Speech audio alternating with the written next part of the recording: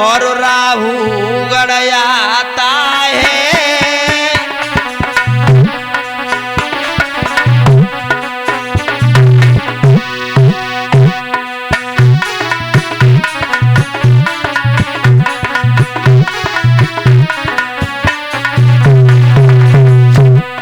राजा रहुगढ़ चला जा रहा है पालकी में सवार होकर के। हुआ क्या? शेंदो देश को रजा अरे रहुगढ़ आता है और चार कहर की पलकी में बैठो मुस्कुराता है। भैया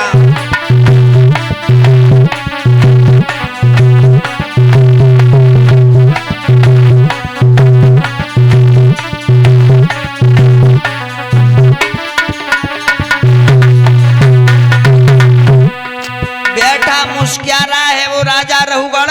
हुआ क्या? आरे का हरे का बड़ो दुखारी है। कार बीमार पड़ गया है उसमें से। आरे का हरे का बड़ो दुखारी है और धीमी देख के गति भूप दिल चिंता वारी है। भैया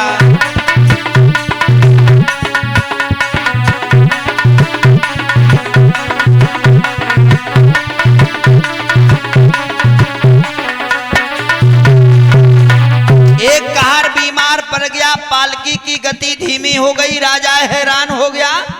राजा ने कहा हे कारो पालकी की गति कैसे धीमी हो गई? कारों ने कहा महाराज एक कहर बीमार पड़ गया है। तो महाराज ने कहा हे कारो एक काम करो, आरे हुक्म राजा ने फरमायो तुम जल्दी जाइयो ढूंढ कहर कोई दूजो ले आयो। भैया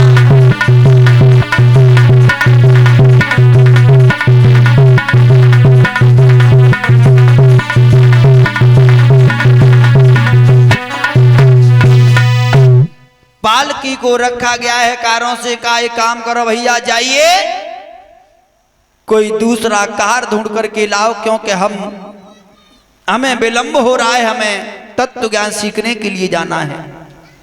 पालकी को रखा गया है। अब कार चले हैं ढूंढने के लिए, काऊ कहर अकेला है। तो अब जंगल में कोई ना मिलो, भाई जड़ भरत जी मिल गए। जड़ भरत जी मिल गए हैं तो कहर पकड़ के ले आए और कहरों ने उस पालकी में लगा लिया जड़ भरत जी को। अब जड़ भरत जी मन में सोच रहे हैं कि इसमें राजा बैठ के जा रहा है, यानी कि ये तत्व ज्ञान सीखने लिए जा रहा है। इसे ये बोध नहीं है कि चार जीवों को ये परेशान कर रहा है, जिनके कंधाओं पे अपना बोझ बन करके जा रहा है। इसे तत्व ज्ञान तो हम सिखाएंगे।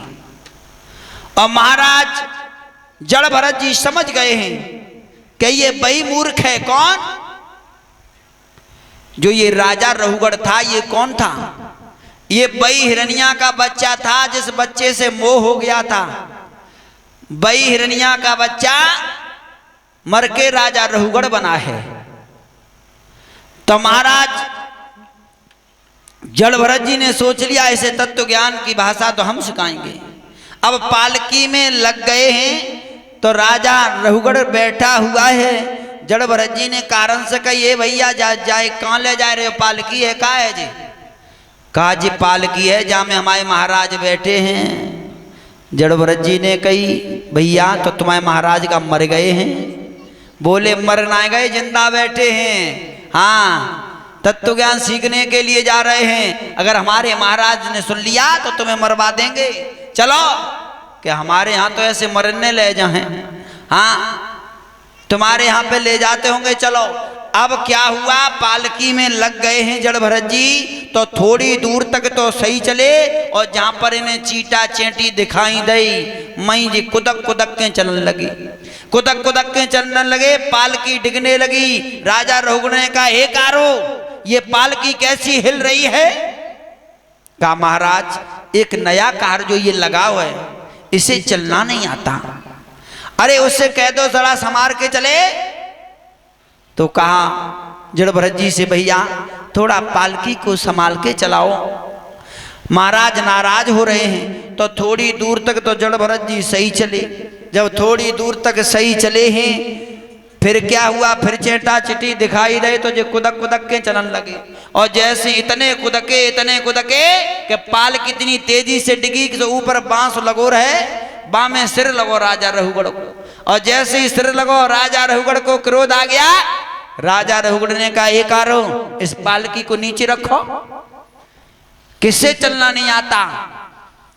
म्यान से तलवार को खींच करके राजा रहुगढ़ खड़ा हो गया।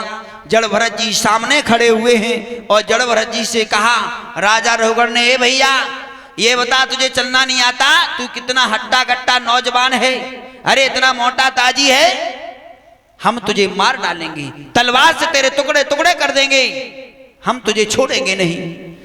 अब जड़ भरत जी ने कहा ए भैया तुम हमें मार डालोगे।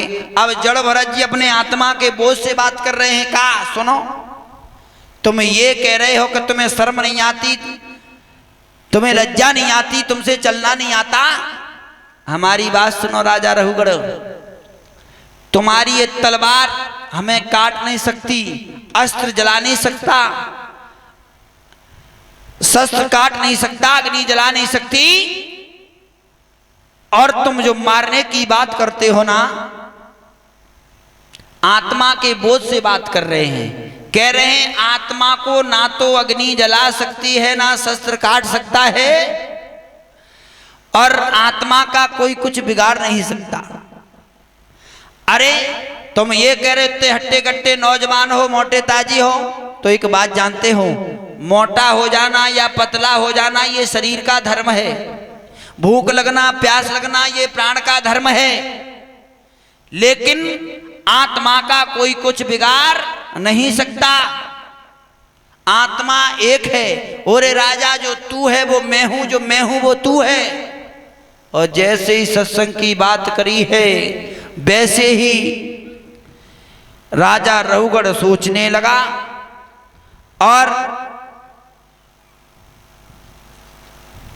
राजा रहुगढ़ ने सोचा